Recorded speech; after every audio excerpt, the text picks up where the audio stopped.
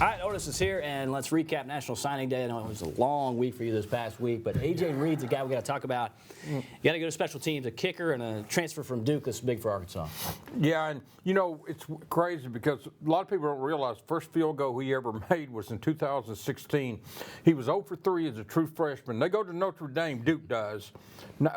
He kicks a 19-yard field goal. They beat Notre Dame 38-35 in South Bend. So, I mean, this is a kid that this year was missed 3 field goals all season and was runner-up for the Groza Award. Let's go to the quarterback spot, one of the 5 major needs, if you will. Yeah. That's what Sam Pittman talked about. Felipe Franks over from Florida, that's big. Malik Hornsby, a guy that certainly had his name in the headlines.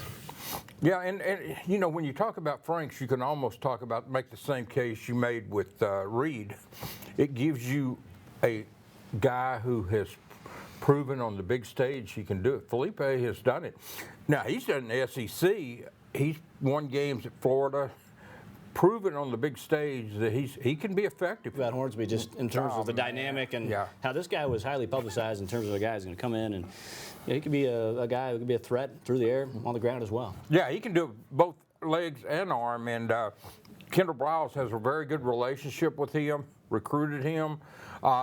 You know, his host here was Traylon Burks, and when he came in, and just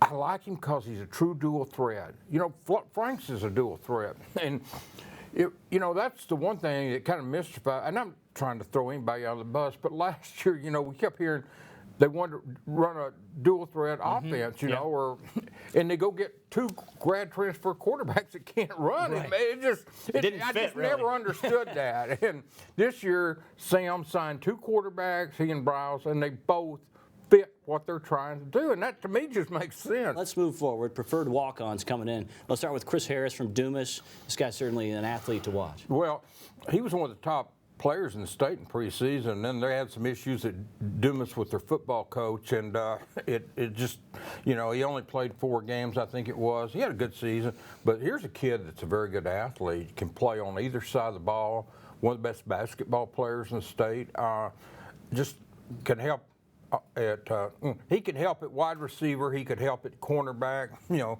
play on either side of the ball. He could even, you know, if he had to, he could play some running back. TRUITT record setter. This guy, 30 touchdowns, 134 receptions, preferred walk-on.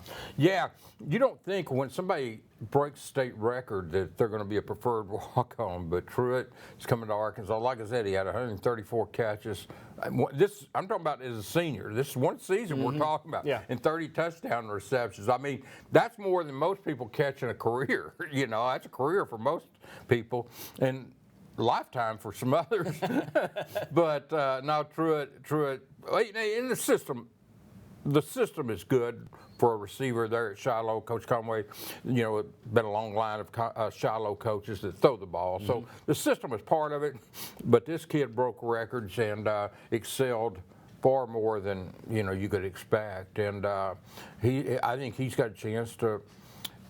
I tell you who he reminds me of. Not everybody's going to say Drew Morgan, but he reminds me of John David White. That's who he reminds me of, is more John David White. Let's go tight end because that's a spot people talked a lot about. Jonas HIGSON out of Bentonville West, preferred walk-on. Here's a kid that I went out there, the first game they had in that new stadium at Centerton, they played Southside, and there was a kid on Bentonville West, just a tough, hard-nosed kid, played both ways, played running back, blanked out some, caught the ball, played H-back, played linebacker. I'm going to tell you, Jonas HIGSON, then I saw him play Owasso with,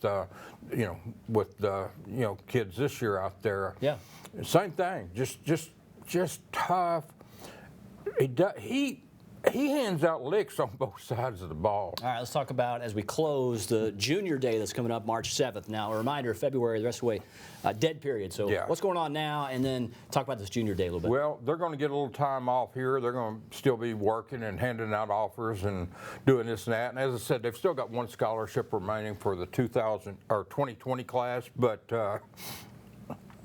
March the 7th, they will hold another junior day. They held one the last Saturday before signing day there. Otis, good stuff. Hogville.net for more from Otis Kirk. More of the pig trail as Arkansas took on Kentucky in women's basketball today after this.